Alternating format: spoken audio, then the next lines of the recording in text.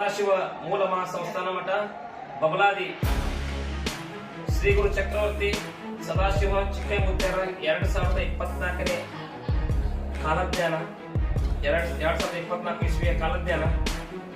ಈ ಒಂದು ಕ್ರೋಧಿನಾಮ ಸಂವತ್ಸರ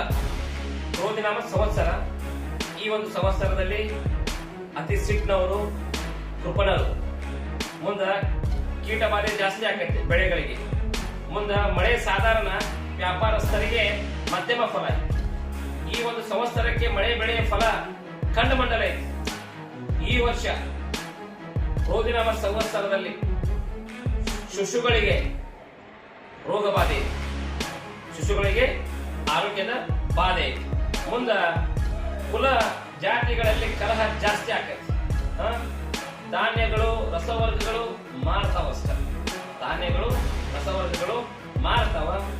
ಉತ್ತರಕ್ಕೆ ಬರಾನು ಐತಿ, ಕೇಳು ಐತಿ. ಉತ್ತರಕ್ಕೆ ಬರಾನು ಐತಿ, ಕೇಳು ಐತಿ.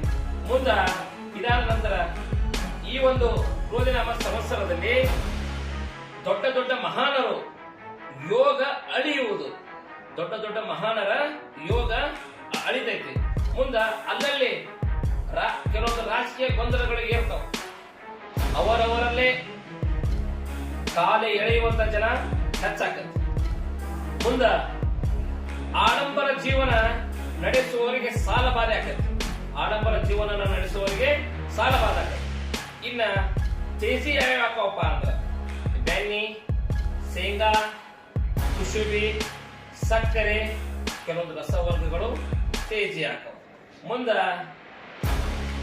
ಸ್ವಲ್ಪ ಧರ್ಮದ ನಡುವೆ ಕಿತ್ತಾಟ ಐತಿ. ಈ ವರ್ಷ 2024 ಕ್ರೋಧಿನಾಮ ಸಂವತ್ಸರದಲ್ಲಿ ಧರ್ಮದ ನಡುವೆ ಕಿತ್ತಾಟ ಐತಿ. ಮುಂದ ಈ ವರ್ಷ 2024 ಕ್ರೋಧಿನಾಮ ಸಂವತ್ಸರದಲ್ಲಿ ಉತ್ತಮ ಅರ್ಹ ವ್ಯಕ್ತಿಯ ಮರ್ದನ ಆಕತಿ.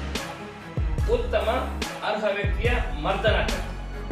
ಗಡಿ ಕಾಯುವ ಯೋಧರಿಗೆ ಸ್ವಲ್ಪ ನೋವು ಉಂಟಾಕತಿ.